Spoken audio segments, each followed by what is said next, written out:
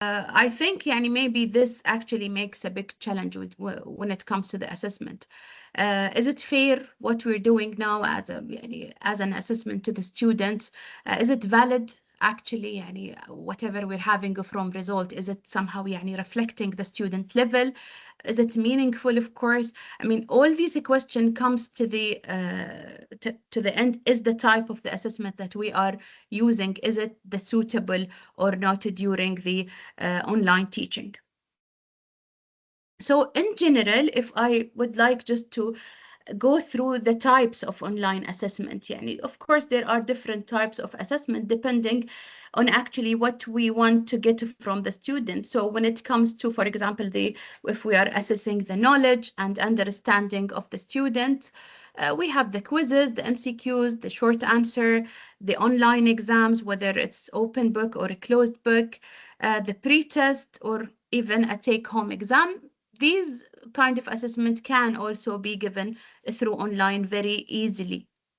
Now, when it comes even to research-based or written-based assessments, the essays and reports, the research papers, case studies, all of these projects that can be done يعني, by the student can be easily handled in the online platform that most of the institutions, I guess, يعني, at least in Bahrain, they are using these online platforms, and it's not an issue. يعني, it is one of the rigid assessment that we are depending, of course, and when it comes to the online teaching. البرفورمانس بيزد الانdividual project الجروب project الديزاين project البورتفوليوز again all of these assessments can be done يعني efficiently when we are in a teaching online, and I'm sure that يعني most of us are actually blending these online assessment or submission these assessment through online. We're already doing this, so we are already somehow blending the online assessment in our physical teaching.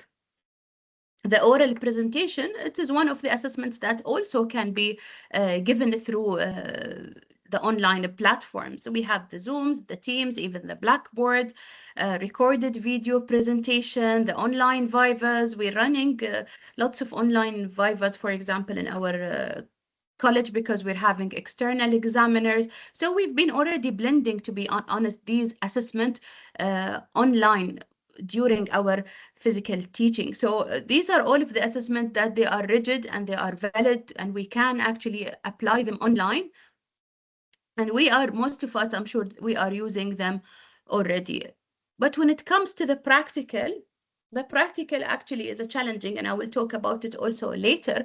But there are some universities also who are applying يعني, coding assignment, simulation, data analysis tasks, software demonstrations, walkthrough. Of course, this depends when it comes to the simulation and the demonstration walkthroughs. Of course, it depends a lot also on further resources that we could apply to have this like virtual labs, but it is valid يعني, and it is used in some universities.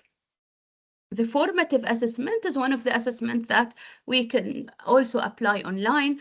The self-assessment, the progress check-in, even given feedbacks. يعني it could be done successfully through the online platforms that most of the institutions now in Bahrain using it.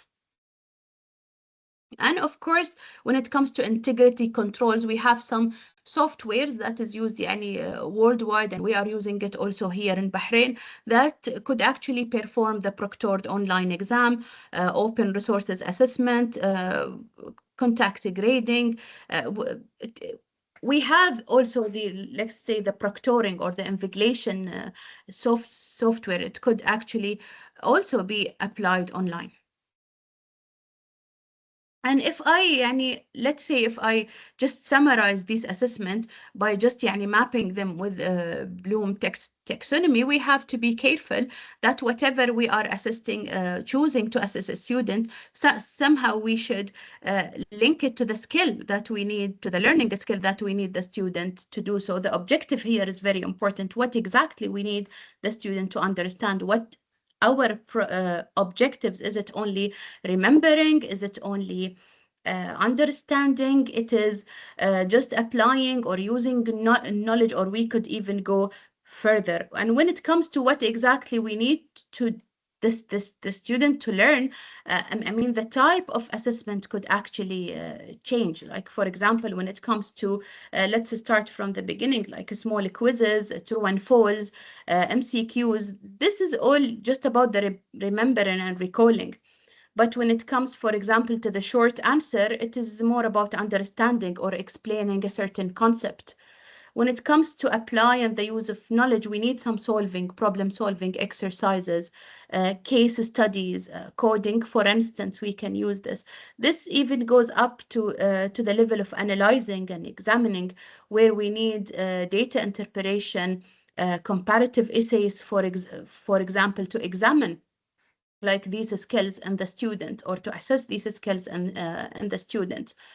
When it comes to making to evaluation, the ability to the student of making judgment, we are also raising the level of a skill. So of course, yani, we need the student to evaluate, to justify, and this could actually be done about critique papers, policy evaluation, for example, online vivas and oral defense, which is usually used yani, for postgraduate and at the higher level undergraduate too. Creating something, I mean, here we cannot يعني we cannot use quizzes يعني to examine, for example, creating and production skills of the student. We need to ask for an authentic research that is actually coming from the student itself, and we need to make sure that the student himself has done this project or video. So it's very important to, let's say, to align the assessment type with the course objective. This is very important because we're not looking at the course objective. Maybe some faculty will not look actually at the course objectives before they're doing the assessment.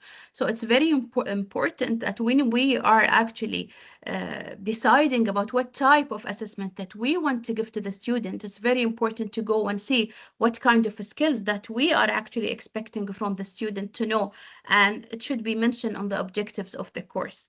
So this is a very important thing that we need to focus on. Okay. So what I want to open now just a platform, yani for maybe 5 minutes, I want to open the platform for discussion, that we know what type of assessment that we could actually now do it online, and mostly all type, we could apply all type of assessments yani when it comes to the online platforms. However, my question now, do you think that there is a difference between the normal and the designed online teaching? Like even some university are having a whole programs running already online. They are well designed previously that they are actually online courses. Is there any difference between the normal design online and the emergency online, or emergency remote teaching? Sometimes yani in literature they call it the ERT. What is the main difference? What do you think is the main difference between the designed online and the emergency online, or are they actually the same? What do you think?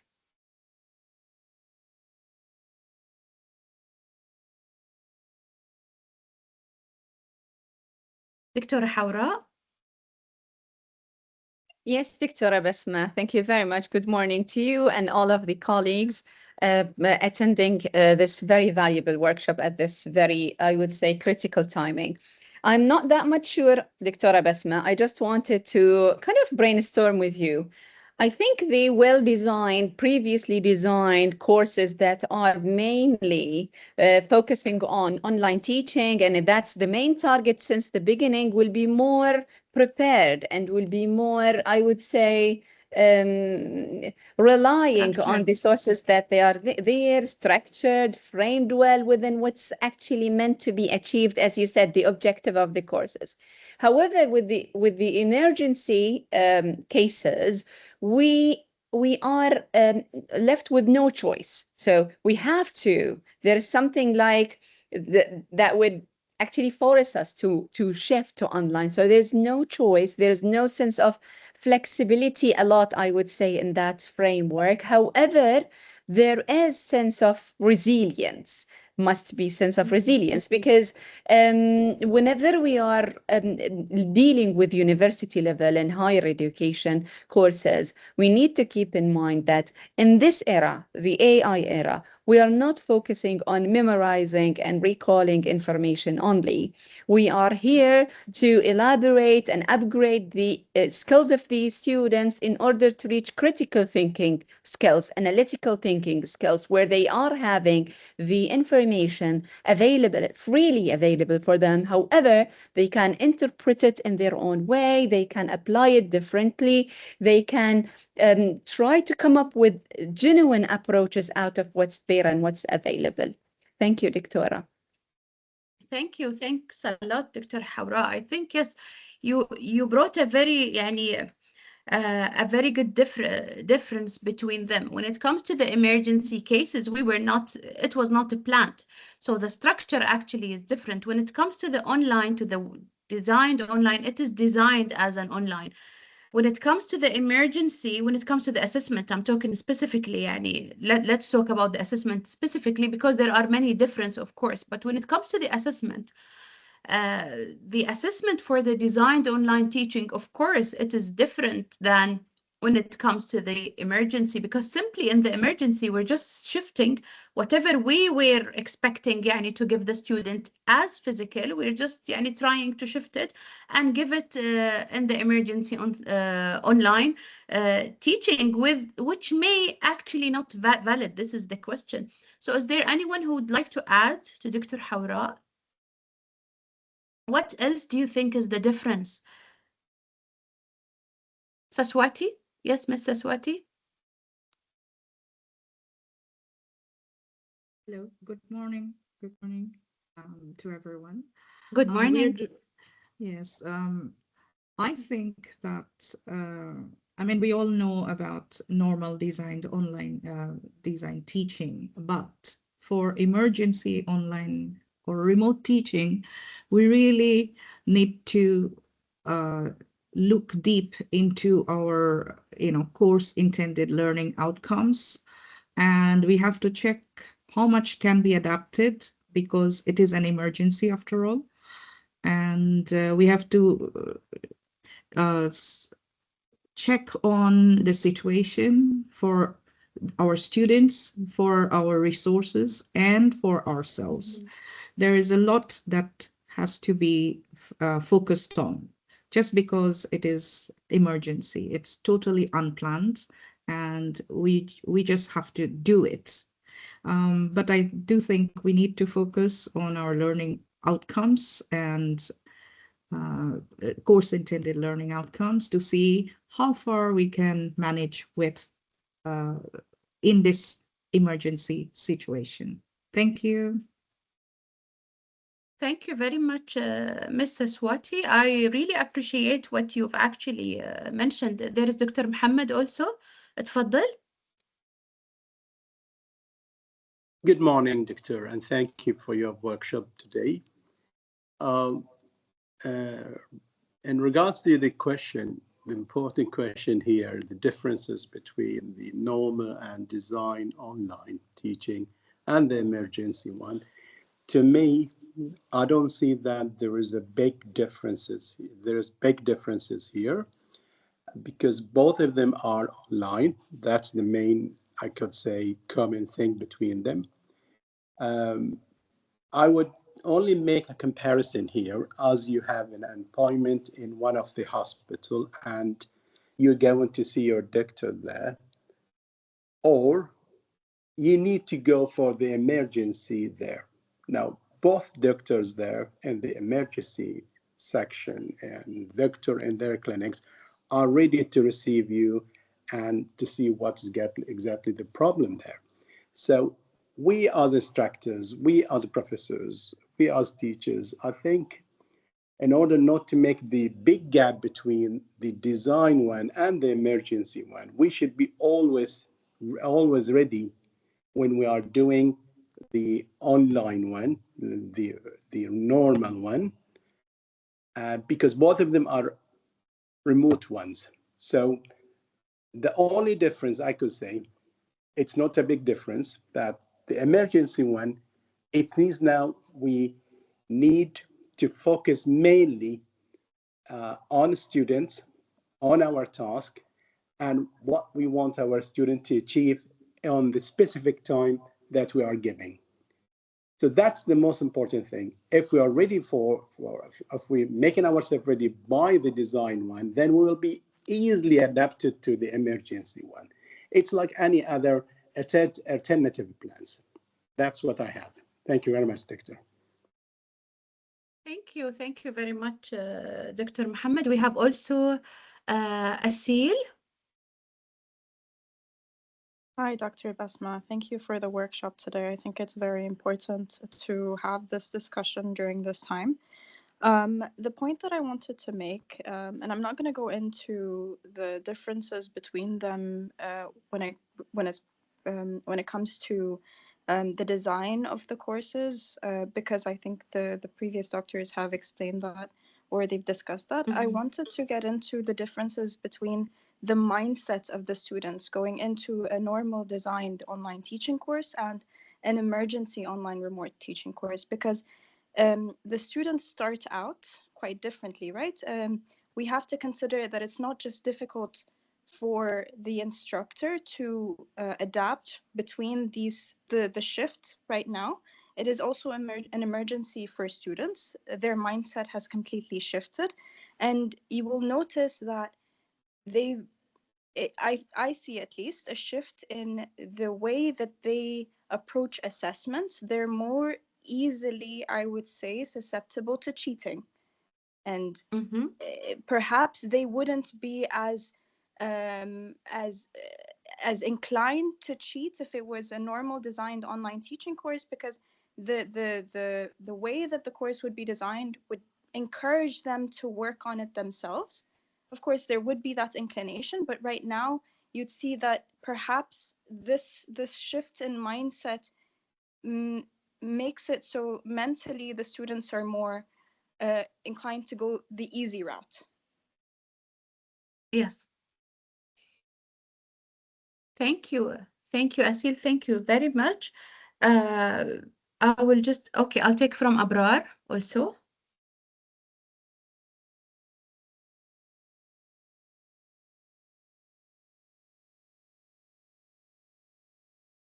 اتفضل يا أبرار.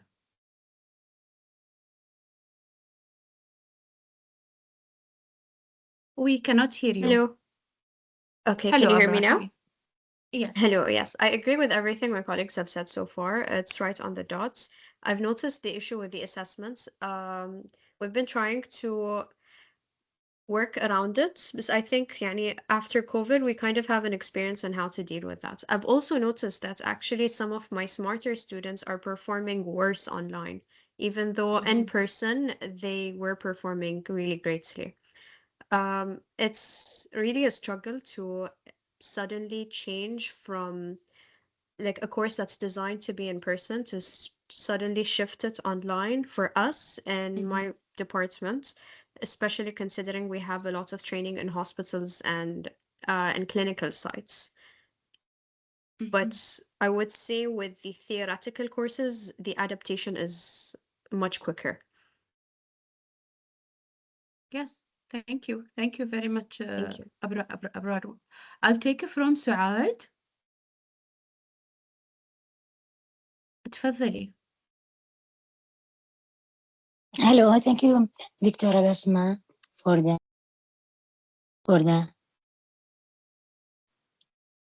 hello. We hear you. We hear you, Suad. اتفضلي. Yes. Hello. We do hear you. Yes, Doctor. But yes. Okay. You can start. No? Yes. Okay.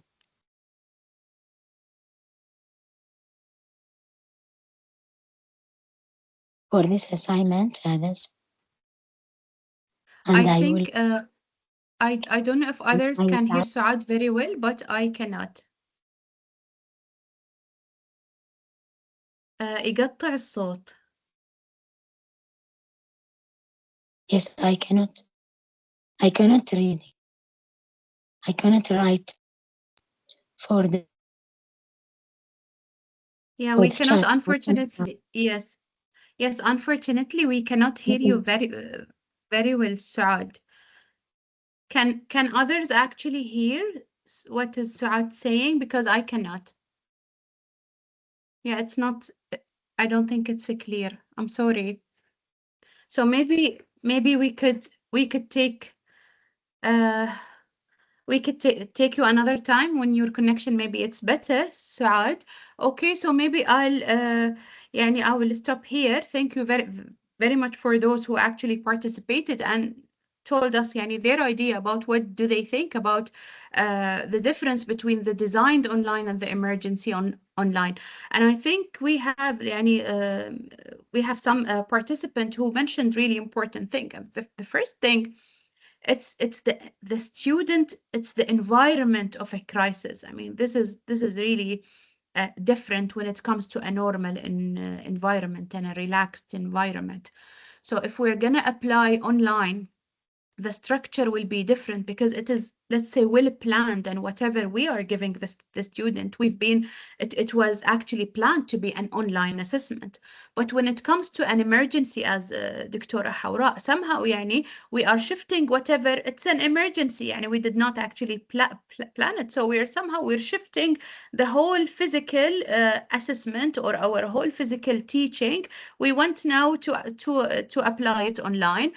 Plus, we have a student who are facing, let's say, more anxieties. Okay, they're definitely, we are, يعني the stress with the we are in a crisis, يعني, and this the stress level of a student, the mental health of a student is not as in normal cases. So there is, of course, we can say that there is a difference. يعني, I think Miss Abrar, she actually mentioned that she's been noticing that her student who was performing well when it comes to the physical classes are not actually performing that much when it comes to the online.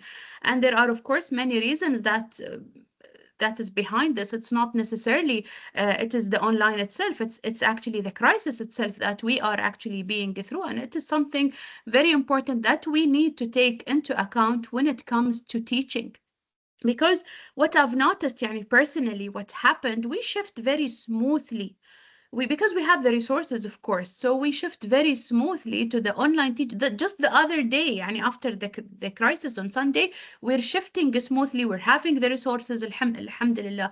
But have we thought about the student mentality? Have we thought about the student acceptance to teach and to learn within يعني such situation? I mean, this is something very important. I'm talking here about lectures. What about the assessment? The assessment is even more. We are putting some kind of a pressure on a student when it comes to assessing him or to assessing her under such circumstances. So what I meant by the normal online is mainly is what does the student think? And when it comes يعني to, let's say, the theory of a student يعني centered learning, we are let's say, relying a lot on the student when it comes to achieving learning. This is something very important. It's not only about giving a lecture and that's it, and giving an assessment, and all of us have actually, all the student will do, of course, the assessment. They have the resources, they would actually do it. But what would be the result? Is it valid? Is it reflecting the student level? Did the student actually learn? I mean, these are very important questions that we will try, inshallah, يعني, to answer it at the rest of the workshop. And this workshop is actually, of course, يعني, I will not say rigid thing, to be honest, because there are lots of thoughts and lots of ideas and lots of literature that has been written actually about this. And I had, يعني, I did like some reading, and whatever I will put here in the workshop would be actually about a summary of what I could find relevant actually to our experience from the literature. So if I want just يعني to summarize why the assessment needs rethinking in emergencies, يعني why do we need to rethink about what kind of assessment that we are giving a student? It is the unplanned, as you've mentioned. We have an unplanned case. It is the constraints is different now. The traditional exam assumes stable environment and equal access, even if it's online. We are assuming that all the students know actually from the beginning that on this day they will have, for example, an online quiz. However, when it comes to the assessment, things are changing now. And that's why, for instance, in the University of Bahrain, somehow we delayed the exam. And the decision of delaying the exam was actually about just to have يعني, a fair situation and to make sure that the student could actually reach the sufficient resources to do the online assessment. We should not forget that the crisis condition amplifies stress and cognitive overload. This is a fact. I mean, we are all under stress, not only the students. And this is a very important thing to take it into account. We need to take into account the student level of stress, just to be fair. يعني, this is a very important thing. The flexibility support learning persistence. We need to be more flexible. I think, Dr. Hawra, you've mentioned flexibility. Flexibility, resiliency is very important at this certain emergency time. And we need يعني, to take, I think also some of the participants, they mentioned, we need also to see what we can give students, because it is an emergency. So somehow we cannot give a student everything. Okay, but at the same time, we need to make sure that the student will learn, that the student, يعني, our objectives is actually achieved. This is something very important. And that's why we need to rethink about the assessment. And we need to see whether the assessment that we are giving actually to the student during the emergency, is it fair? Is it valid? And is it meaningful? This is something very important. When it comes to the emergencies, of course, it will disrupt the traditional teaching. Online assessments require different assumptions than face-to-face exam. For example, I've already put the exam and prepared the exam as a physical or as a written exam. And when it comes to the shift, I just check the exam and I just put it online and that's it. Is this the right thing? Would the student could actually يعني, answer it within the same way exactly that they would do for a written exam? This is something important to think about. Assessments should ensure continuity of learning, not perfection. This is something very important. This is the difference here. Somehow, يعني, if we move from from, let's say, the normal environment to a crisis environment, the most important, let's say, goal or objective or role of an assessment is to make sure that the student is learning. Okay, not, for example, using AI and that's it. We want to make sure that the student actually is learning, and at the same time, we're not seeking perfection. We're doing whatever we could do within this crisis period, but we should not actually stop. So a crisis concept expose equity, of course, and access issues. يعني in some countries, maybe it is minor here in Bahrain, but in some other countries, when it comes to the resources, to reaching online, even also some families here in Bahrain, يعني that's why we could see, يعني I would give an example of the Ministry of Education here in Bahrain. When it comes to the assessment, when they come to the assessment period, we could see that they give يعني a whole vast يعني of different ways of assessing students. This actually will allow fairness and will allow يعني taking even the individual cases. Okay, so they allowed assessment in really يعني different ways, and maybe we were actually wondering why we are giving the student that option. But it's not only the options that we are giving the student, it is actually the situation of the student, the diversity of the students, the equity. We want to achieve equity, that everyone will have exactly the same, let's say, opportunity of doing the assessment. Considering when it comes to the emergency, also considering the reassessment purposes of an assessment is very important, is necessarily. And that's why the feedback is very important, because we want to assure the continuity of learning. So giving feedback should be actually more when it comes to emergency. Monitoring a student should be more, يعني theoretically should be more. I know that there are many challenges يعني to achieve this. However, يعني theoretically, if we want to really assure that learning is happening, it's really important to have يعني formative assessment, giving a student feedback, just to make sure that we are assuring, as I've mentioned, that the student is learning. When it comes to emergency online, if I put this slide, actually would show you some kind of the difference between the emergency remote teaching and the design online. The first thing, the the priority in the ART is actually the access. It's not the optimization here. Okay, we need to make sure that the student have access. The design online require times and resources. Okay, so we spend time when it comes to the design. So the resources also is very important. يعني احنا we don't have يعني in the University of Bahrain, we don't have a pure online programs, but in other universities, they are having pure online programs, and they are giving actually any certificates based on this. So they are well designed. يعني even when it comes إلى assessment is very important when it comes here. We would see that the assessment is actually different than the physical assessment. The practice must match the ART realities. يعني we should be realistic.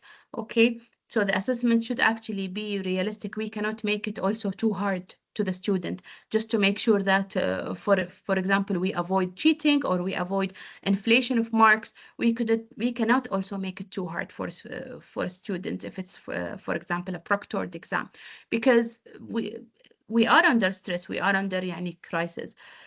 Applying face-to-face logic online can increase inequity. يعني we cannot deal with an online as face-to-face. It is actually a different resource. We don't know who is with the student. We don't know the resources that the student have. Maybe some student will have 3 screens while they are doing the exams, to be honest, and somehow يعني they can utilize these 3 screens to make the answers of their exam very perfect. Okay, however, some student will have only their iPads. If they're having only their iPads, maybe يعني even when it comes to exams that we're doing يعني with other let's say screening or proctoring platforms, the iPad could actually couldn't handle this.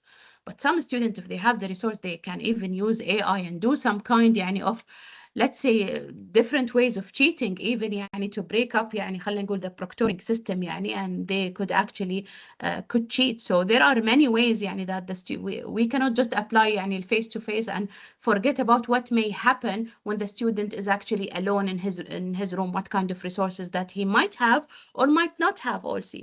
The emergency assessment should be temporary, yet principle. This is something very important. We are talking about emergency here. I know that some faculty would actually say that يعني خلاص احنا we have some kind of objectives, we can have some principles, and no يعني we cannot يعني we cannot actually, let's say, sacrifice of this, or we cannot somehow lower the level. يعني sometimes يعني lowering the level will be an issue. But the question here, are we actually يعني, do we need to lower the level, or is it actually we are just changing the kind of assessment?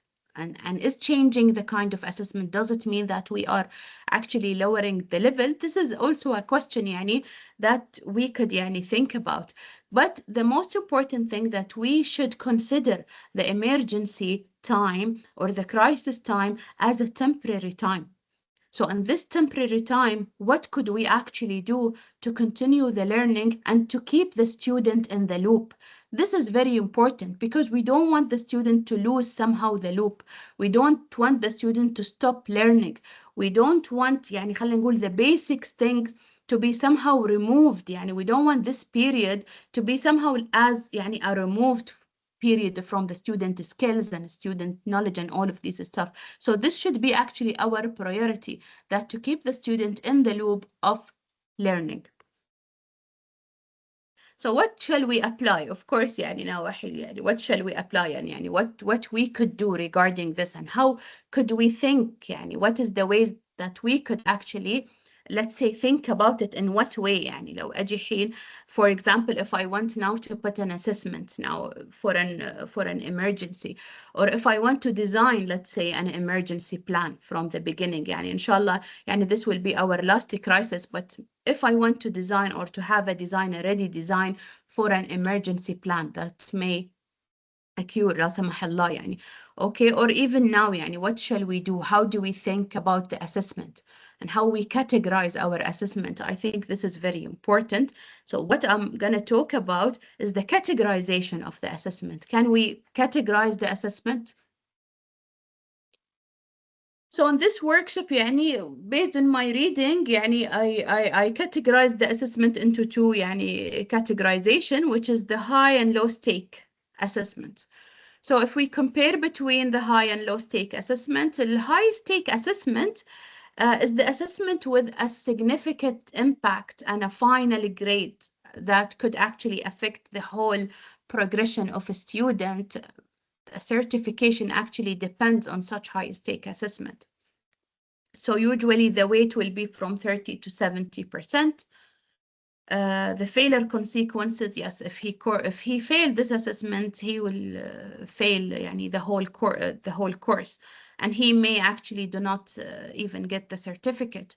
The frequency, of course, it's 1 to 2 per course or per semester. We call it semester here in Bahrain. Okay, so it is 1 to 2 per per course يعني for each semester. يعني this is the frequency of a high stake assessment. But when it comes to the low stake assessment, يعني as a definition, it has a limited impact on the final grade, because when it comes actually to the weight, it is from 1 to 10% maximum. يعني this can be يعني categorized as a low stake assessment. A failure, if a student fail a low stake assessment, there is no penalty يعني he will not lose anything, very minimum loss. This is يعني how does يعني low stake assessment work. And of course it's frequent because it's low and it's frequent and ongoing. So what are the purposes? Of course, يعني in a normal online teaching, we have a mixture between the high and low stakes assessment. So each has actually يعني their purposes. So when it comes to high stake, يعني the certification of learning, accountability, certification, evidence of a progression, this is very important when it comes to the high stake. The summative judgment, how can I judge, or how can I rank a student, how can I give a student different grades? I think when it comes to high stake, يعني this is really important if I want to have يعني this hierarchy of grades. But when it comes to low stake, mainly it's for support learning. It is to keep a student engaged, to keep a student in practice. It is easier to give the student, if he's doing the low stake, it's very easier to give him a formative feedback comparison with a big final exam يعني. And it is very important for skill development too. So mainly the high stake is more about the certification, it's more about the marks, it's more about the progression, it's more about the ranking. Is more about the level, where exactly I could put the student in terms of a level, of a certain level, or a certain grade. This would work very well, especially in physical conditions. However, when it comes to the low stake is more, let's say it is related to the learning. We want to assure that the student is engaged. We want to assure that the student is learning. We want to assure that the student is within the pipeline of the learning process. And that's why the low stake would help me a lot to make the student always engaged. And this is, of course, the difference between the two purposes. When it comes to the impact of a student, and I a very important thing that we need to take into account, especially like, let's say, in an emergency situation. Of course, a high stake assessment will have a high يعني chance of stress, often and anxiety when it compared with the low stake assessment. When it comes to the motivation, why the student would actually do the high stake assessment, of course, it's a performance driven. We need to know the performance of the student. The student need to somehow يعني verify that he's progressing in this course. But when it comes to the low stake, it is more about the يعني motivation. It's more about how much a student is motivated to learn. Okay, and it's related, and it is meant to give the student more motivation to learn. So if the student wants actually to learn, he will do the low stake assessment, and that's why the stress will be less. The stress will be less, of course, because of the size of the assessment. The risk taking is high, يعني when it comes to the high stake. If he fail, خلاص he fail. But this is not the case, of course, with the low stake. Academic integrity, this is something very important. And I think we are facing now this, يعني, I'm not sure يعني about what you got when it comes. We're just يعني out of our test one period in the University of Bahrain, and there is some inflation. We think that the students are using the AI now, though we cannot actually يعني prove this. We don't know exactly. We're using only one camera system. If we want to know exactly what they're doing, maybe we have to يعني upgrade our resources to 3 camera systems to know exactly what they're doing. But somehow there is a kind of inflation of the marks. So there is a very, يعني when it comes to the online and we're using the high stake assessment, the academic integrity issues comes out. This is the problem here. The result is, it's not only about doing it. The result also matters. So if we are having some kind of inflation of results, يعني, we would ask, يعني, what can we do regarding this? However, when we go to the low stake assessment, would actually this would actually يعني, usually low stake assessment, I will give you examples now of يعني, low stake assessment. Usually it depends on like the short answers with the student words. It depends a lot on the feedback. It depends a lot on somehow we can monitor students a long time. يعني we're having, for example, for a month or 2 months, we're giving the student a weekly quizzes or a weekly, for example, oral presentation. Okay, and this presentation will actually just يعني خلينا نقول will weigh a very less, and then they will accumulate to get the 100%. Here we are monitoring the student level. So when it comes to the academic يعني, integrity, we could as an instructor, we could actually assure that this work that is coming from the student, it is easier to assure the how authentic is actually the work from a very large higher stake assessment. So the limitation here of high stake online exams, they increase, of course, anxiety, especially under a crisis. Unequal internet access may be an issue. We could see it يعني when it comes إلى our يعني test one or our midterms that we gave the students. Suddenly one of the students could actually come up and say that I had يعني suddenly the system crashed, or I had a problem in the access. يعني this is a very common thing that we could actually يعني face. And when it comes يعني if it's a high stake online exam, this is an issue. But if it's a low stake assessment, this couldn't be an issue. He can actually compensate in others. But why he would actually be worried why it's an issue? Because it's worth a lot. يعني this 40%, let's say we just dealt with the 15 to 20%, and it was an issue for the student. Maybe we're heading to the finals now. The final will weigh 40%. So this is even will be a bigger issue for the student. The time pressured exam disadvantage, stress of the student. Of course, when it comes to crisis, يعني the research and the literature would always say that this confined time and do it يعني in this confined time would really يعني raise the stress level, whether it's physical or online. طبعا when the stress level is actually raised, that's why the student will start يعني somehow depends on teaching on cheating. عفوا the student will start depending on cheating. Okay, so the cheating concern will rise, especially with the AI, to be honest. يعني it is the use of AI is still يعني it is a problem that we are facing now during the online assessment. And believe me, when I was searching يعني for in literature for the emergency online teaching and assessing the students during an emergency, I've seen lots of papers. يعني there are lots of articles from different countries that actually give you the solution of the perfect or خلينا نقول optimum assessment structure during an emergency online study.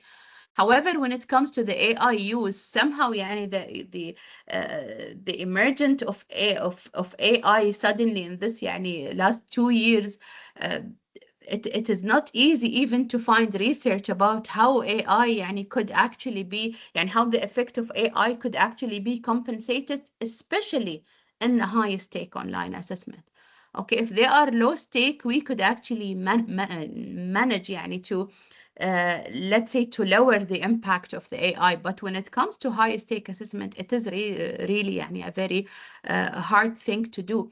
And that's why يعني researchers show mixed validity of online proctor exam. يعني most of the researchers, they would not actually يعني advise of a proctored online exam. And I don't know, what do you think? To be honest, maybe we will take a little bit يعني also a discussion time, and I will see what maybe the other يعني academics and the instructor يعني think about the online proctored exam. But when I see يعني when I look at the literature, most of them يعني think that the validity is really a concern of a high stake online exam.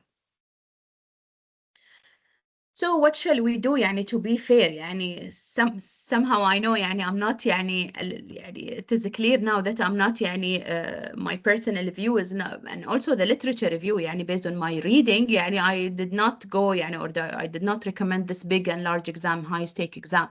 So is it fair? What يعني it's fairness هني يعني of course we would think about fairness يعني how to be fair and how to be valid, what exactly we can give the student. يعني في النهاية احنا we don't want just to be so يعني خلينا نقول lousy with them. في النهاية we want يعني some kind of a rigid assessment that could actually give this be fair for the student and somehow assess the student based on their level and based on their authentic work. So the fairness, we need to think about what exactly is fairness. يعني fairness is not exactly the identical conditions. If I want to be fair with the student, it's not necessarily that I am giving them exactly the same question. Okay? So it's not necessarily the identical condition. Equity acknowledges structural inequalities. This is very important too. Like the structural inequalities that we should acknowledge this يعني as I mentioned يعني fairness doesn't mean that we give them the same exam وخلاص يعني let them do whatever they can do. We're not considering their background, we're not considering, even to be honest, we're not considering their digital literacy. يعني some of the students have really better digital literacy than others, that they could actually type the exam and type, for example, يعني I come from physics background. There are some equations that sometimes I ask the student to do in the online exam, the essay type questions, and I've seen that some students will really يعني take time for typing these, but some students have, let's say, a better literacy and is doing this. So is this fair? يعني I'm giving them the same resource, somehow they have different يعني background. Assessment should allow multiple ways to show learning. This is very important. يعني we cannot rely on one assessment. Somehow we need to do different assessment to assure that the student actually learn. Transparency is very important for anxiety and confusion at this stage. يعني if I want to be fair, I need to be very transparent of the student to reduce the anxiety about the assessment that I'm gonna give. It's very important to show the structure, the plan, the structure plan, what exactly they will do. Because if I give them يعني the plan about the structure of the exam, okay, if they know exactly when is the exam, rather than just يعني telling them I'm not sure, I don't know what to do. If I don't have a rigid plan in emergencies, يعني I am raising here the anxiety of the student. So يعني some kind of fairness. If I want to achieve fairness, I need to be clear, I need to be structured, and I need to be also transparent. So clear criteria matter more than strict timing. If I want to be fair, have a clear criteria to the student. Give them, for example, the rubric. Tell them that I will assess you based on this, this, and this. This will less the anxiety, and I am at the same time, I will be more fair. So when it comes to the principles of crisis responsive emergency assessment, as I mentioned, the alignment of learning outcome is essential. Flexibility, the authentic work is very important. The simplicity reduce cognitive load. When I mean simplicity here, the simplicity of the assessment itself. يعني I am somehow moving to the low stake assessment here now. Give them low stake assessment. Give them some kind of simple conceptual question, for instance. This might be better than giving them a 40% exam that I don't know what I may do. Some student could actually ask the AI and get an easily full mark. يعني, and I think most of you يعني, had actually faced this. Feedback should be very important. If I want the student to learn, the feedback is very important, which is not possible when it comes to a high stake exam. A high stake exam, we cannot give the student that feedback. We are not within the student, يعني, we're not, let's say, accompanying the student through his journey of learning, which is, I think, very important through the emergencies. It's very important that the instructor will be with the student, always with the student, يعني assessing the student, giving the student feedback, a small or low stake, small assignment, small quizzes, small even oral question could actually affect the student learning. And this is actually the principle when it comes to emergency situation that we are facing nowadays.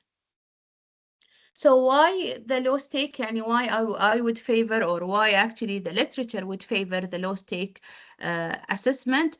It will, of course, would reduce fear. It will encourage continuous engagement. It will support formative feedback cycles. Okay, we could give a different, for example, assignment, and we could actually monitor the student through his doing يعني, to the assignment. This will assure the authentic work because we are monitoring the student. We know the student level from the beginning. We could say where exactly the student يعني, start to enhance, and when he enhanced, for example, his work, he would enhance his work based on your feedback. So you will know that this is an original work of the student. This can be done, of course, in the low stake assessment, okay, to work very well. Allows early detection of learning gap. This is very important too. If I start giving the student, يعني, let's say these short quizzes or short questions, if there is any problem, it will appear at the beginning, okay, in comparison to a final exam that I would not يعني, know exactly what's happening. And do not forget that we are already away, يعني, it's a remote teaching. We're already away from the student. We are not feeling the student needs. So we cannot even feel whether this is a good student, or we're not having that much discussion with the student as we're doing it in a physical classroom. And hence we don't know actually, and we cannot early detect online as much as we can do it when it comes in physically. And when it comes to physical class, we can somehow know that this is a weak student, but it is not easy when it comes to the online. So the low stake assessment would actually allow such kind of detection in early stages. And this is يعني, one of the really يعني, early articles that I have actually يعني, relied on while يعني, preparing for this workshop. And the author here recommends the weekly low stake assessment at it. يعني, he said that it promotes student motivation, engagement, and learning in an online courses. This is يعني, one of the articles that I've read during the preparation of this workshop. طبعا what are the different example of the low stake online assessment? الweekly quizzes, reflection journals, the draft submission, I give feedback, he will submit again, peer discussion contribution, self-assessment activities like يعني checklist or an online quiz could actually be given also to the student in a weekly basis, in a 2 weeks basis, okay, and يعني the instructor could actually monitor them. Also, one of the important يعني خلينا نقول low stake, considered as a low stake assessment, is the open book and take home exam. Most of the literature would actually recommend the use of an open book and take-home exam. Though of course when it comes to apply this, I'm sure we have some kind of concerns applying the open book exam and take-home exam. So in terms of advantage, the open book exam, it will shift the focus from recalling to application. And if we give them some kind of a question, not only about recalling, about how they could actually apply the theory that they've written in the book, okay, and for example, solve or analyze problems. Allow the use of resource responsibly. At least the student should, of course, open the book. I'm not sure if would he open the book or ask the AI but we could ask him, for example, to read at least a chapter and answer some questions regarding this particular chapters. Reduce the pressure from memorization. The student could be more relaxed. Encourage analytical and critical thinking in the students. Of course, the questions will be different when it's an open book exam. So maybe the questions would be more focused on how we analyze the theory that is given in the book and not necessarily recalling it. It is better to reflect the real world practice, of course, when it comes to the question, the type of a question that is given in an open book. It is it will let the student, let's say, more خلينا نقول more open to the real world practice. The authentic and project-based assessment could be one also of the good solutions and for an emergency. It's connect learning to real life problem. It would increase the student motivation and ownership, reduce opportunities for academic misconduct. This is very also important. It's a good chance to give a student to work in a project suitable for interdisciplinary learning and flexible also for online delivery. The student could easily do the project and submit it online. The online submissions is already it is done nowadays, and we are actually blending it with our physical teaching. Academic integrity through this design, the emergency design, it is an issue. However, how we could actually reduce the chances of cheating and increase the chances, of course, of an authentic work. The structure, the closed structure, increases stress and inequality. If whenever we have this proctored exams, this will increase this the chance of cheating. Authentic task reduce cheating incentives. This is very important. If we forget about the exam, okay, if we forget about giving them this خلينا نقول proctored exam, and if we go and give them different, for example, quizzes, and if different quizzes are actually about different tasks, for example, or let's say that I'm giving the student different reports, or I'm giving a student a chapter, and I will let the student, each student, I will give him different paragraph in the chapter to analyze. In this case, they will not cheat at least from each other. Okay, so here I can somehow increase academic integrity. Though the AI comes now also in the line, and I'm not an AI expert, to be honest, but I will talk about it just at the end but it is of course one of the challenges. The structuring support honesty, the scaffolding that we are doing, showing the student really what do we need to as a task, what we need exactly from the student to do. This is something very important, especially if we're giving him a project or giving him let's say an assignment to do. A very clear task will really, يعني the clear expectation, it will promote ethical behavior. If I give the student what I exactly يعني need from him. And of course, we need to think, يعني we decide more, the instructor actually decide more, or let's say judge more about the integrity, about the level, not the technology. When it comes to the technology somehow, يعني it could do everything, but it couldn't say whether this is يعني representing academic integrity or not. يعني it's not necessarily the technology will not necessarily, though we are using it of course يعني when it comes to Turnitin and of course the proctoring system, but at the end it's our judgment that we could actually judge as an instructor about يعني how far يعني we went in our assessment in terms of academic integrity.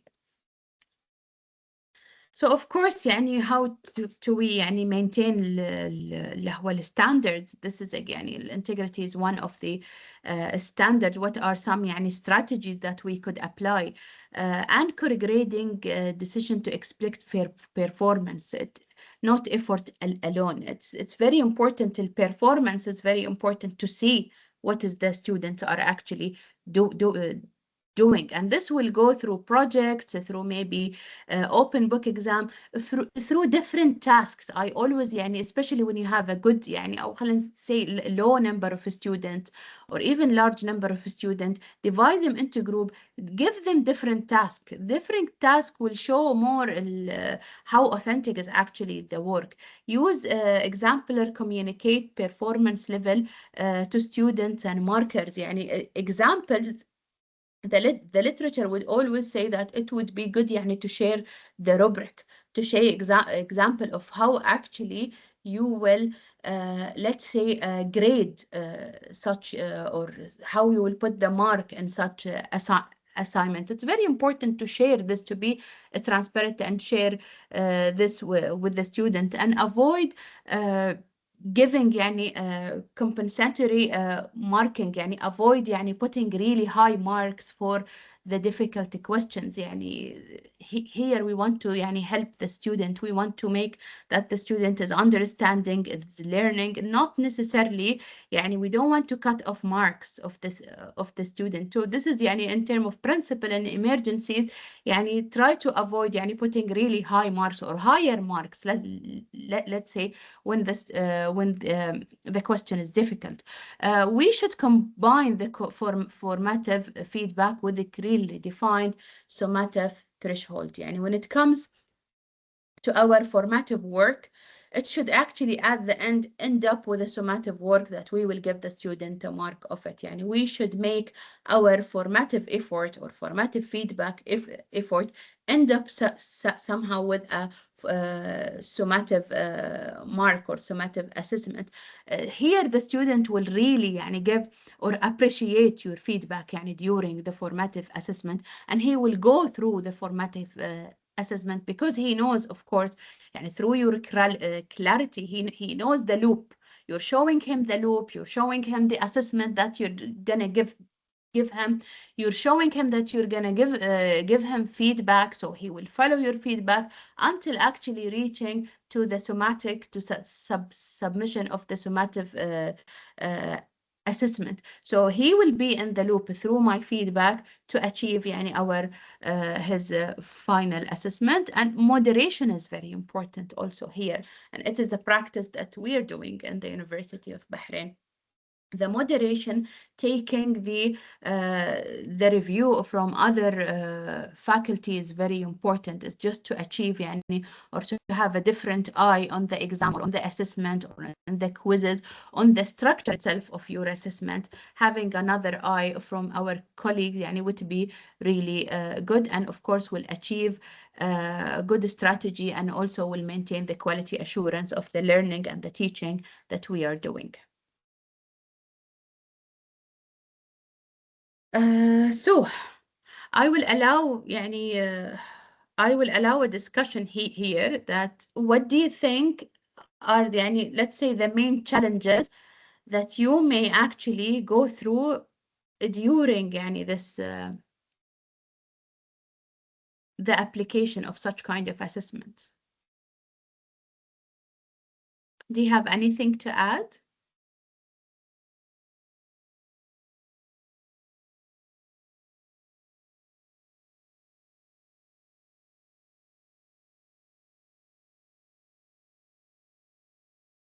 So what do you think? Do you think that it's a and it's a valid point to go through the low stake assessment?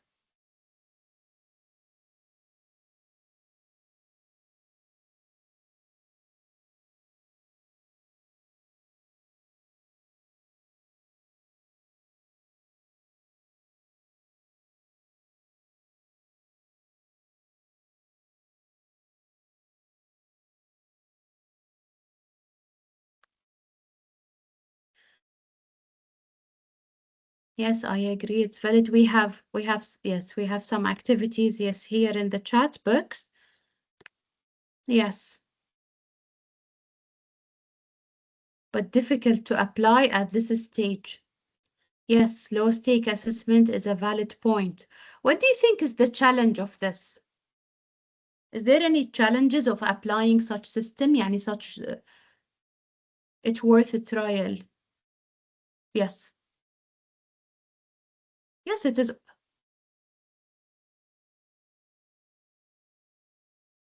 Okay. So when it comes يعني to preventing يعني low stake assessment يعني when it comes to preventing طبعا احنا we've talked a lot about يعني exams. We are just يعني I will just give you an example, to be honest يعني with my second year students يعني I've noticed يعني after the exam.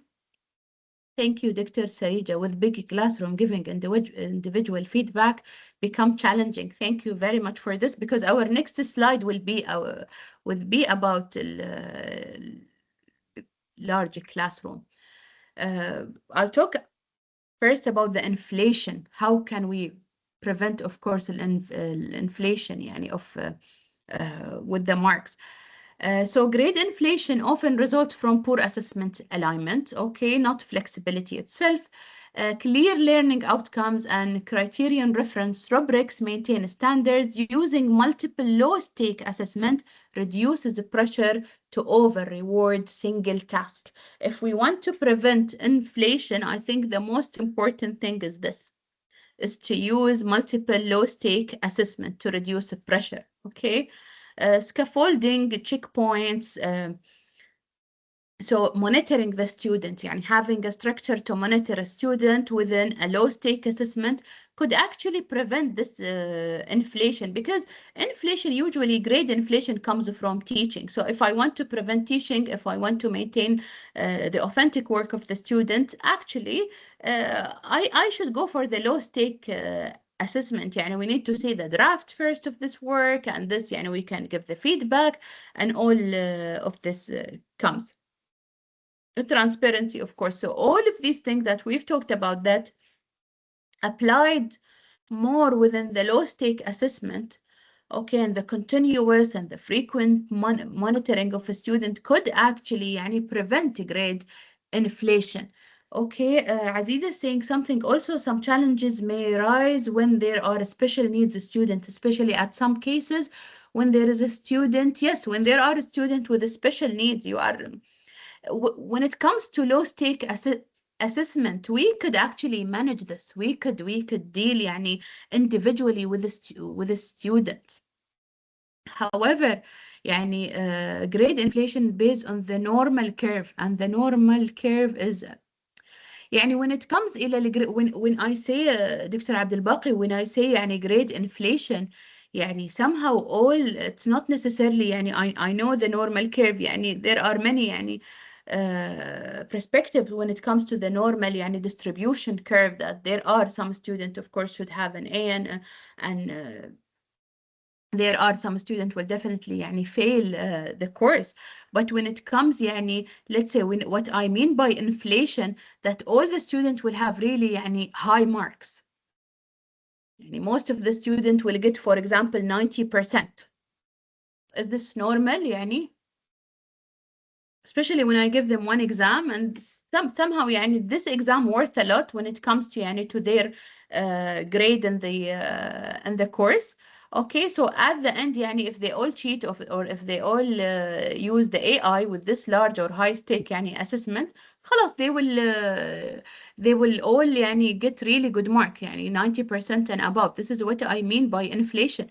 And that's why when I go to low stake assessment, the assessment that I can monitor them, the assessment not necessarily normal exam question, but it is more conceptual question. It is more يعني, let's say, يعني there are it is more focusing on the student work itself, especially do not forget that we are in emergency.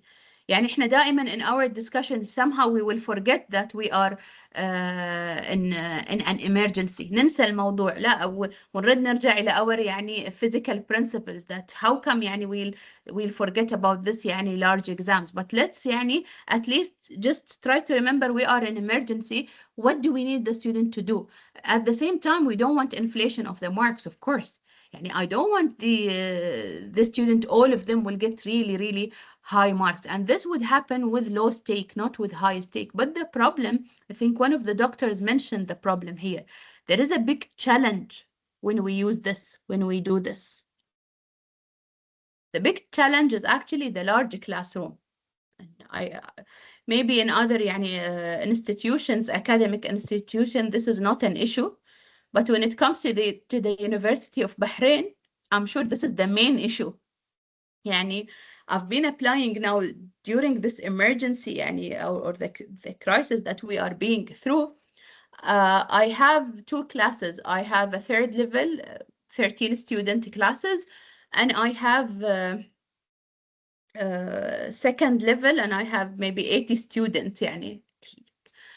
So I have an inflation in my 80 student class, and everything is going well with my 300 level classes. يعني I have only 13 students and everything is going well, even in the assessment. No inflation. I'm giving them an open book exam. I am giving them يعني weekly tasks. We're having يعني a presentation next week. Everything is working very well. However, when it comes to large number of students, يعني feedback really become يعني a workload. Large enrollment amplify workload and feedback challenges. And in my opinion, yes, it will definitely affect the learning. Of course, يعني we cannot compare what we can give to large classes, especially in emergencies, to what we are giving to يعني smaller classes. And that's why the number of students يعني per academic, it's one of the really very important indicators and when it comes to achieving learning. Okay, so this is an issue. How can we limit it? يعني whatever we need to do now is just to think. We know, we understand it's an issue. We understand that we cannot do it. No way يعني we can do it exactly as a smaller group, but we can also maintain it. يعني we can try to do some things that we could actually يعني somehow also make it less. Assessment must be scalable, reliable, and time efficient. Automation can support but not replace. Of course, the consistency is important, the well-designed assessment. And again, يعني, I would recommend also for assessing large classes, I still recommend low stakes. The feedback will be here is an issue, but we can still give automated يعني low stakes. The automated low stake could actually help. However, okay, the feedback will be an issue for us as an instructor. Dr. Tawfiq, the inflated scores depend primarily on the credibility. And yes, it's the exam itself. Yes, that's why يعني inflation, when we are having a problem of the inflation, the best thing is to revise the assessment. It's not necessarily what the questions that we are given in the exam. Sometimes the type of the assessment would really make the student cheat using now the AI. So definitely they will cheat. Definitely they will get really good marks, which is not representing their level. They will get mark with having inflation, but they're not learning. What is the important now? The important is learning. It's not the inflation. And somehow it contradicts. Whenever you have inflation and marks, the students are not learning. So the marks, to be honest, the mark is not really important at this emergency situation. And when it comes, for example, to the experience of the University of Bahrain, where we have a very long period of a COVID crisis, okay, the University of Bahrain changed some of the courses that it is only pass and fail, because the mark is not an issue now. What is important is whether the student is still in the learning loop or not. This is a very important thing. So that's why I'm saying we do not need to stress that much about giving them an examination that is exactly mimicking what's happening in a physical condition. This is something very important that we need to think about while preparing our assessments. Okay, so managing assessment workload, just to summarize it in points: satisfactory, unsatisfactory grading could help. Yes, this could help. Yeah, what has been done in the COVID. Yes, as you've mentioned, Dr. Tariq. Yes, so the auto-graded low-stake quizzes for foundation and knowledge. Rubrics is very important if we are gonna give them, let's say, some kind of solution or essay type.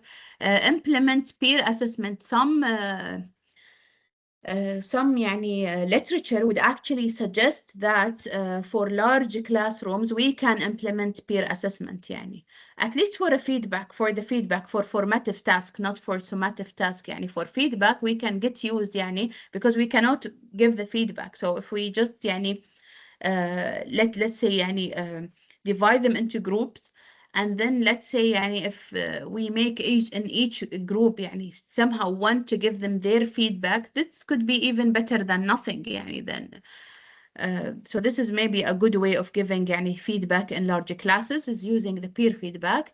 Rotate detailed feedback. Not all students need the same depth each time. Okay, so it's not necessarily, when it comes to give the feedback, it's not necessarily that you give exactly the feedback for every student.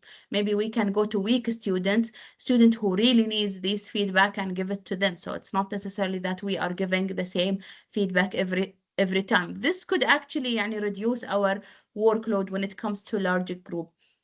Focus lecturer feedback on patterns, not on individuals. We could even, while giving feedback, we could have, let's say we could divide our student, for example, to 3 groups based on their performance, and then we can give accordingly this feedback. So even the way of we can still somehow achieve some, let's say, minimum feedback in comparison with low number groups, but still we can give some kind of feedback to the student, which is very important at this stage and to achieve the learning. So this is what we've mentioned in peer assessment. I've written a slide about this because I've read a lot about how the peer assessment feedback could actually help, and we could make actually if we make a rubric, we can make the student use them to give feedback to other. This would reduce, of course, our workload. It works well for formative assessment. Again, we cannot depend on giving the marks. But it depends. It is good in having to monitor the student. We can use the peer self assessment, and of course it will need our guidance and calibration. We need to view this, which is, I understand, I am teaching really high number of students, and I do understand the workload of a teacher. It is really, let's do what we could do, to be honest, when it comes to such situations. So in a summary of large classrooms, good assessment. The assessment we're doing is very important. Flexibility, design led. Okay, we can design something good if you are, for example, a coordinator. Okay, of a really large classroom. I think how much the coordinator think about the validity of the assessment itself and the type of questions.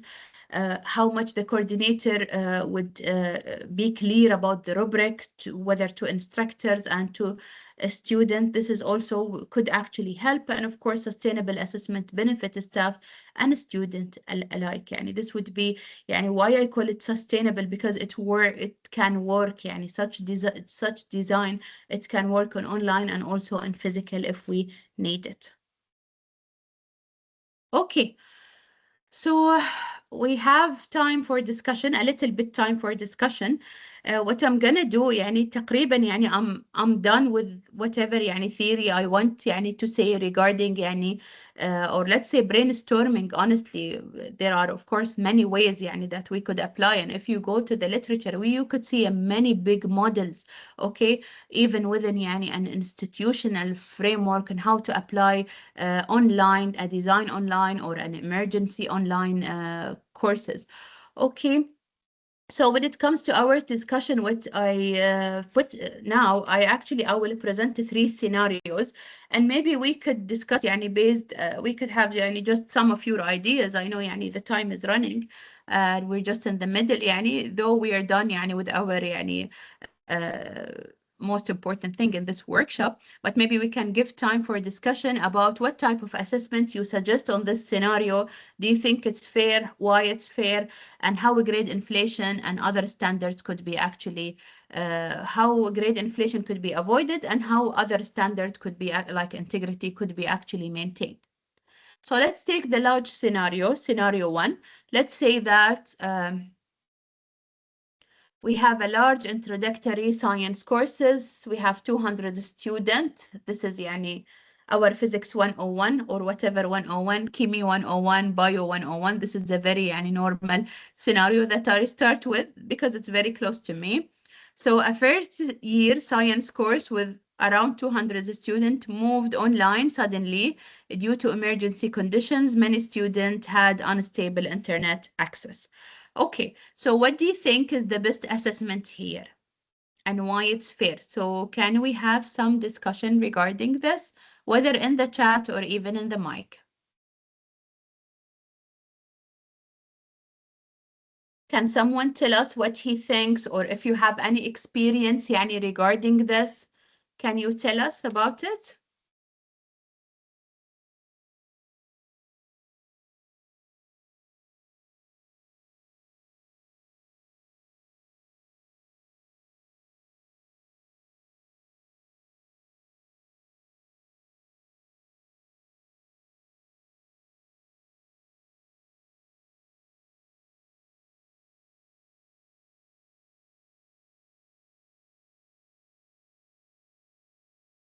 Yes, فاطمة. دكتورة فاطمة تفضلي. السلام عليكم، يعطيكم العافية. عليكم Thanks a lot السلام. for this enriching workshop. You highlighted one thing, it's the large number of students, and there is another thing, the unstable internet access. I know that your workshop is mainly about the assessments, but also I will start with the teaching part. So teaching this number of students at once, maybe the attendance will not be that much. So the learning is not happening accurately, let's say. So what we are doing at our institution is taking care of the recording of the sessions. So number one, the learning is not happening for everyone equally. So the recording is very important, and not only depending on teams to be there, because we might lose it maybe in 60 days or number of days. We do upload for the students so that they have the access at any time they have internet access. So this is number one. For number two, you refer to the peer, let's say, feedback. It will be also good to use these peers in even the teaching part, so that they do the assessment in the right way. We help first in the teaching. So we know that we do learn sometimes from our peers more than learning from our instructors. So yes, so this number of students is too high. We do have it in our English, for example, math. I know that our institution is too small compared to UOB, but we do have this number of students in these courses. So making use of the peers in this case will be also helpful, especially for the low stake assessments, and making use of the elderly, let's say, students, those who finish this course. You are talking about physics course. You know your students, the ones who were stars in your course, maybe working as teaching assistant, and that will help them, give them confidence in their whatever knowledge they gained. And they are helping you as an instructor to grade low stake assessments. I'm talking about 10%, 15%. I'm not talking about, let's say, 20 major assessments that you are assessing here. So having a meeting with these students, and maybe paying them very low amount of, let's say, dinars for an hour, maybe 5 PD for an hour for working with you as an instructor, will help them to be confident in their knowledge and skills, prepare them to be maybe one day one of your colleagues, and at the same time you are lowering the pressure on yourself and giving feedback and assessing their grades. Thank you very much for giving me the opportunity. Thanks a lot, Dr. Fatma, يعني to share your experience with us يعني regarding the large science. يعني you usually just يعني to be clear يعني with everyone, usually we are in the UOB, we'll have 200 students يعني it could be per one instructor, but when it comes to the مثلا the physics people يعني students taking physics on the first year, يعني the numbers usually even is higher than this يعني. So 200 students is not really large يعني when it comes to يعني UOB. But thank you very much for يعني for your comments and for your insights, honestly, regarding teaching. Yes, teaching when it comes to a class, for example, auditorium with 200 students that we were dealing, for example, physically before the emergency, and now we are bringing them, let's suppose that we're bringing them all online, definitely يعني we are maybe when it comes to the online connection, you are definitely right. The online connection, and we're not we when we are saying that the online connection is not stable, then we cannot confine a time for the student that somehow we are يعني requiring them يعني to attend on this يعني particular time, because if they don't have a يعني a continuous online connection, we could give them alternatives. And exactly as what you said, I think one of the really good thing is to record the lecture, because you're giving them now the chance to see the lecture even if they couldn't يعني get a connection at the same time of the lecture. So this is a privilege, and this is something that also would give them يعني equal opportunities. So thank you very much يعني for mentioning this. And this actually could apply also on the quiz. يعني we're not applying only this يعني when we are giving them more flexible time for quizzes, يعني we are not somehow confined the quiz. يعني we can confine the time of the quiz, let's say, but it is not يعني we can give them يعني some kind of range of when they actually need يعني to do the quizzes. يعني it's not necessarily that you do the quiz from 5 to 6. We can have the quiz open يعني for 3 or 4 hours, or even more يعني depends on the instructor. We can even يعني make this the quiz open, and then when the student start يعني solving it, we can give them only مثلا 40 minutes or 30 minutes. But having يعني flexibility at this particular emergency, I'm not saying, and it's not necessarily when it comes to a well-designed online, it's not necessarily we're going to apply this, but when it comes to an emergency state, when it comes to a situation that I know that the online connection might not be actually يعني available in a continuous manner for everyone, maybe even I could even be flexible in the time that I'm giving the student the low stake assessment. This is very important thing also. Thank you very much, Dr. Fatma. Is there any other suggestion or comments before just we move to the other slide?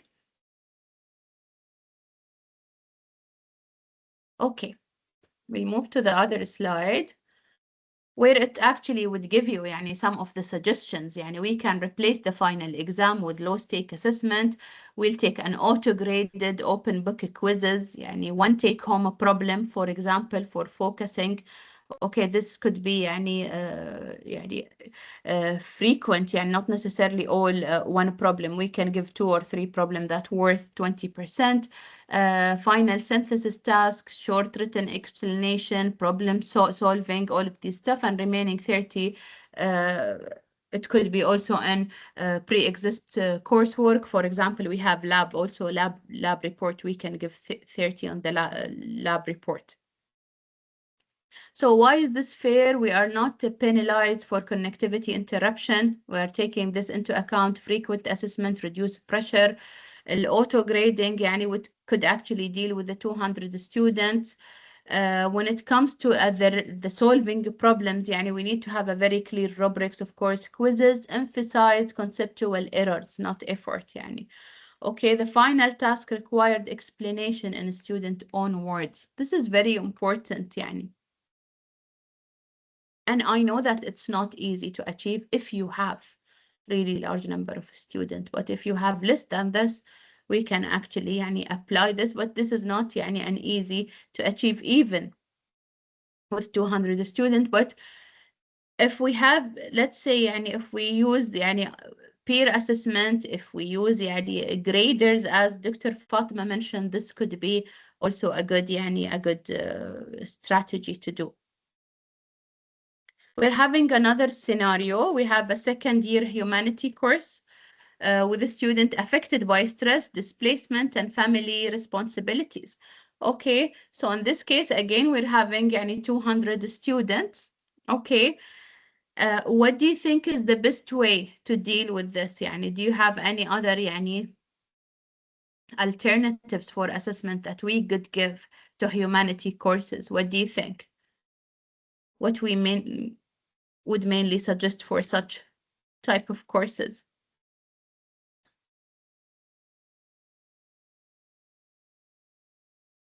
So maybe the project here will be a good thing. I don't know if you agree with me or not. Project-based assessment. Yes, thank you. Thanks a lot. Yes, a group project, exactly. So yes, the group project here would actually help a lot. Flexible take-home assessment, student choose 1 or 3 questions, limit strict rubrics, optional outline submission. So the project would work actually good here. The flexibility that we should give the student, this is a very important thing. Any flexible take-home assessment with equity measures would actually work for such a student. We could actually make the student choose when it comes يعني when it comes to what exactly that he's gonna write about. It's not necessarily we are choosing the student to write about the same thing. This is something very important. Maybe asking for minutes of meeting for the teams.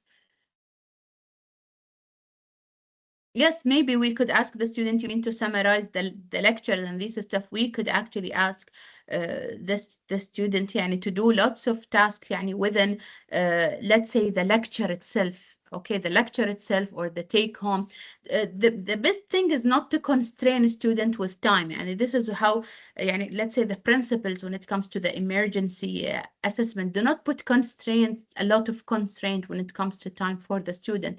This will make them more, let's say, relaxed, and making them relax is not necessarily that يعني I should make them relax, but at the same time, I should make sure that they are engaged too. So this is also يعني something that we need to optimize.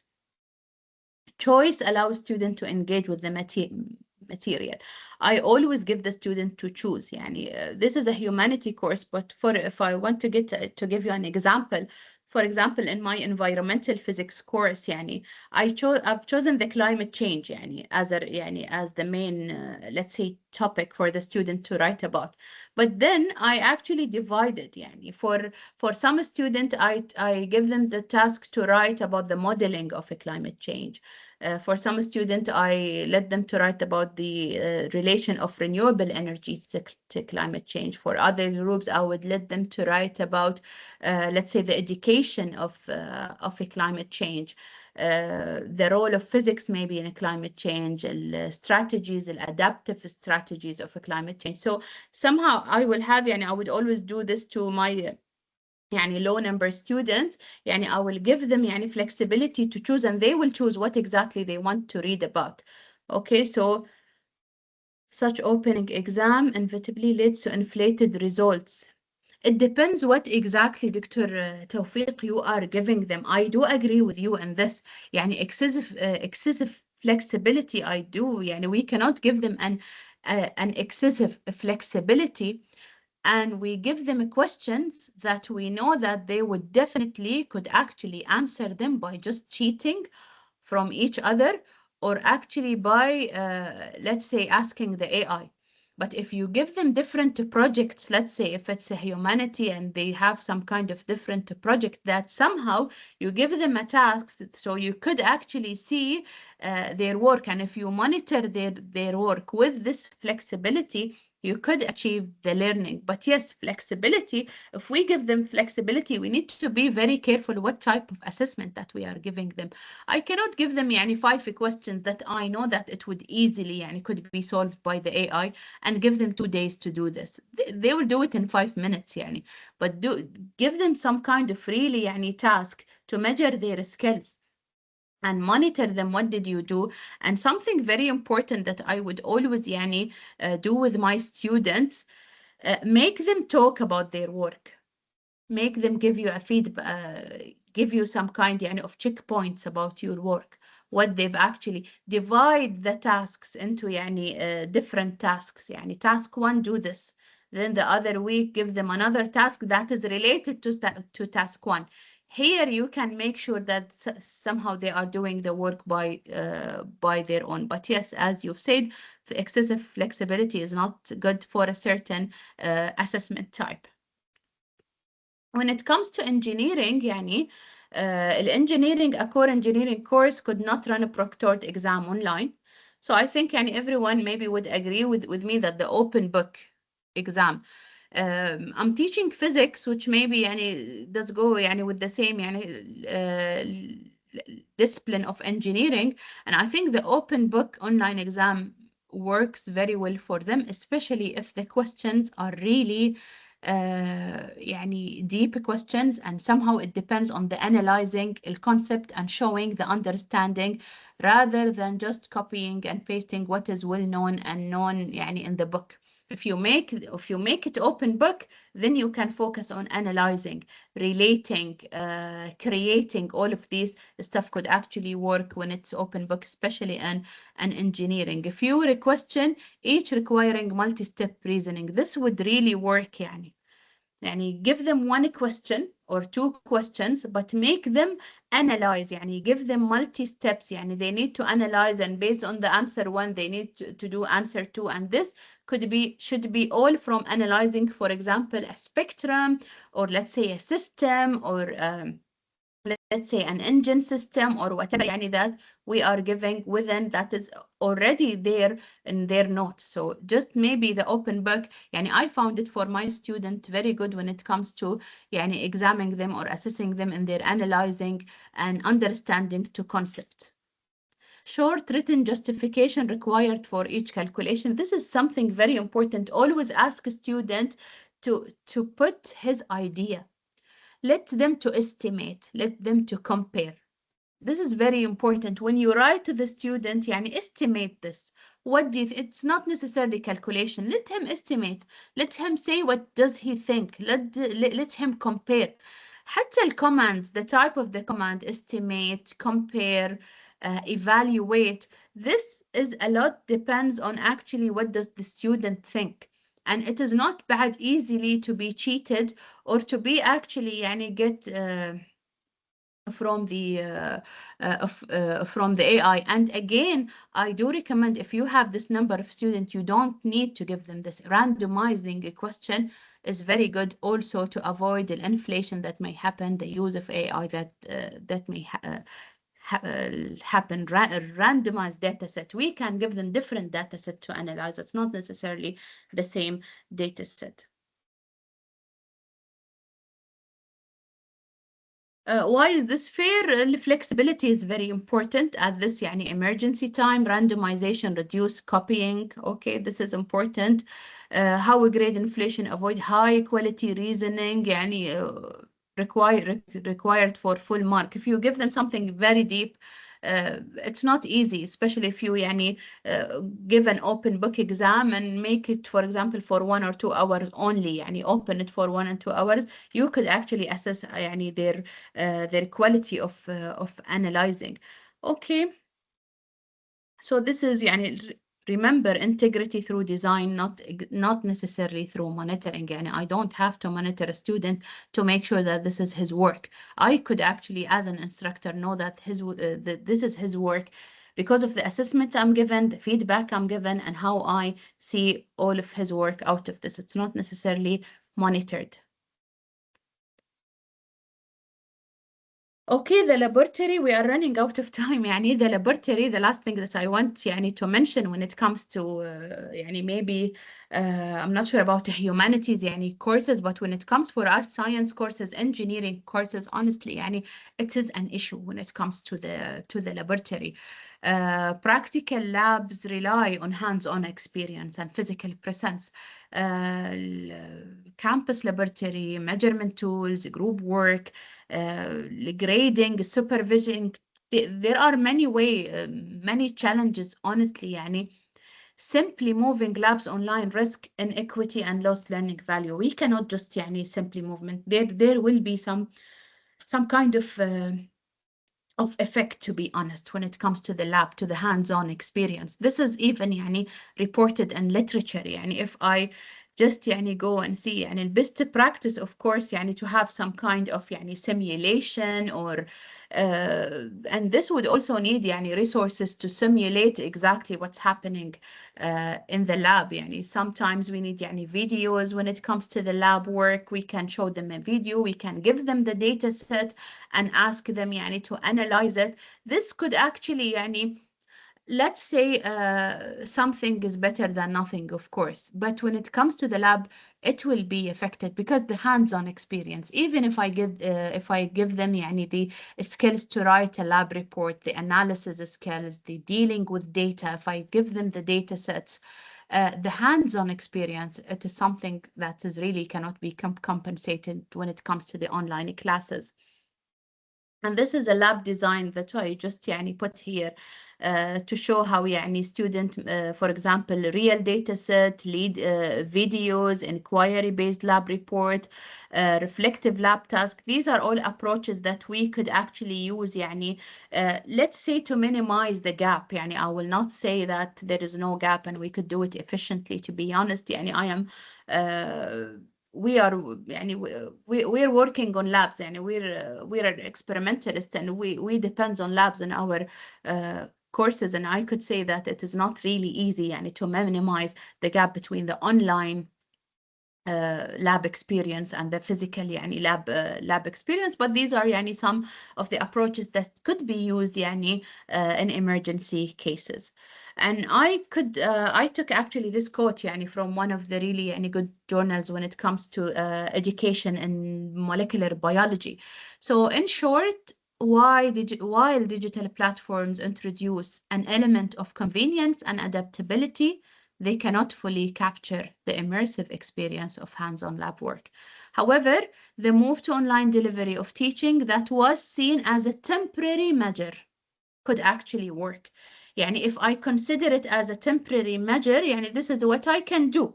However, of course, يعني this cannot fully capture the immersive experience of hands-on. And I'm sure يعني the engineers the scientists would agree يعني with me on this, that يعني hands-on experience is one of the most important thing that they may actually, let's say, and the student may actually lose يعني when it comes to the, and for clinical side, I think we're having from also College of Health Sciences يعني the clinical side is one of the, I think one of you has mentioned this at the beginning, clinical classes would be actually affected when it comes يعني to the online teaching.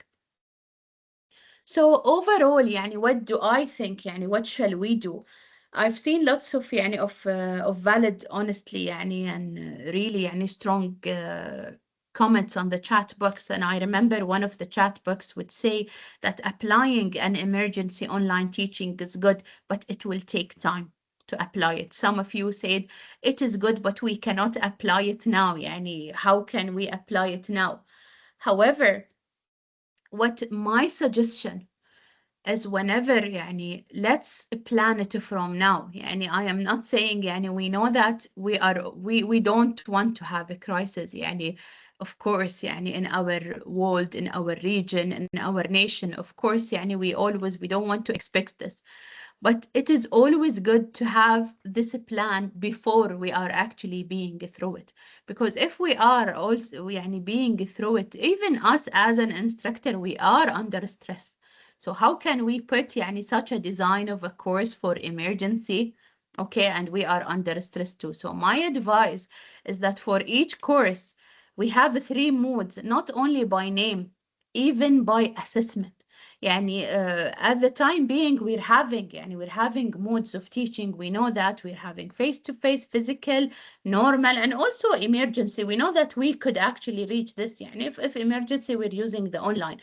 But having the assessment clear in each design will make life easier if I know this previously. So if I come to design a course from scratch, it will be always good to have the physical version, the normal version if we want to deliver it يعني normally as an online. Maybe this is a different thing, but for an emergency online, even the assessment should actually be changed and previously planned in order to have an efficient learning during emergencies. Okay, and of course this needs an institutional framework. And of course يعني we're seeing يعني the university administration, honestly, they are taking care of this. They are trying يعني to maintain يعني all of this. It's not only صراحة on instructor, and we could see this, I'm sure يعني in our institution, we could see the effort of the administration to make the assessment, especially when it comes to the assessment, more fair and more valid. So of course there are يعني different example of some kind of policies that can be applied يعني during emergencies at an institutional level, which is بعد something very important. معلي, I'm running out of time, so we will just يعني I will just go يعني through this يعني quickly. We've mentioned mainly يعني most of these things. I'm just يعني summarizing and wrapping up, to be honest, but this is just يعني some important thing. Fairness, we've talked about the fairness, randomizing the issues. Can we prevent the AI? I talked about it actually while يعني performing previous slides. Authentic context specific task is very important. When you want to avoid AI, the task is very important. What exactly we're asking the student for. Require a process, not just the product. This is very important. We need to monitor the process. Okay, so our life now is harder with the AI. I do understand this. Our workload is even harder. If we want to achieve really يعني the real learning, we should go this. Emphasize higher order Bloom levels, analyze, evaluate, create. It's not anymore show me this or recall this or remember this or what is this يعني. خلاص, we want يعني to go deeper here. Break high stake task into low stake components. And this is one of the very important things that we could prevent the AI use. Incorporate oral elements if it's important, يعني presentation. Okay, if it's applicable, if we have low number, let the student talk about their work. Clarify ethical and permitted use of AI. Tell the student that, be clear with the student. Tell them you are not allowed to use AI. Tell them this. So if you discover that they've used AI, somehow يعني, they should have penalty regarding this. And it is not only about using AI, it's about the use of AI to create a whole work and give it to you. This is not allowed. So an AI policy should be also there, whether in a course level, department level, or even a higher level. This is a very important thing. Can learning happen during emergency? This is يعني the last question. Emergency teaching online, yes, it's stressful, and it's not necessarily to be perfect, to be honest.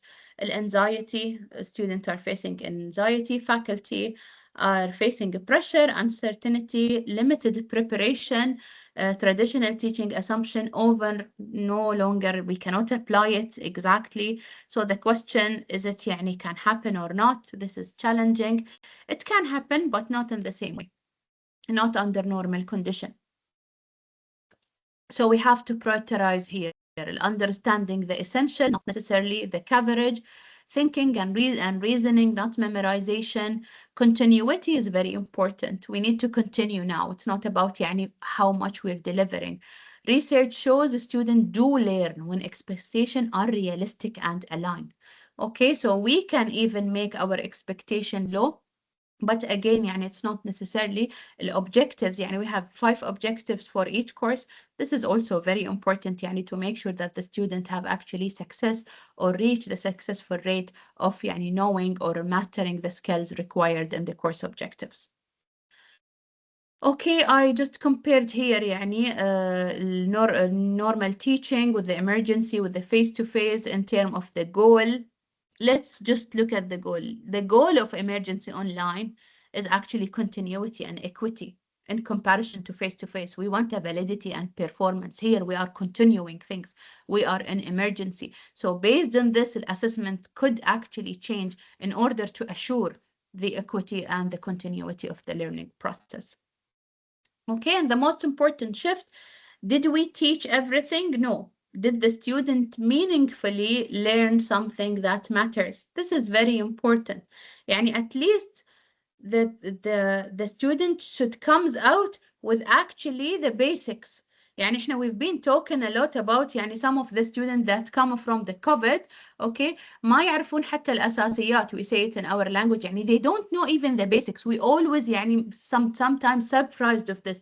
So let the student know the basics. This is actually the important, not necessarily everything. This is very important aspect. And remember, it's not a failure in education.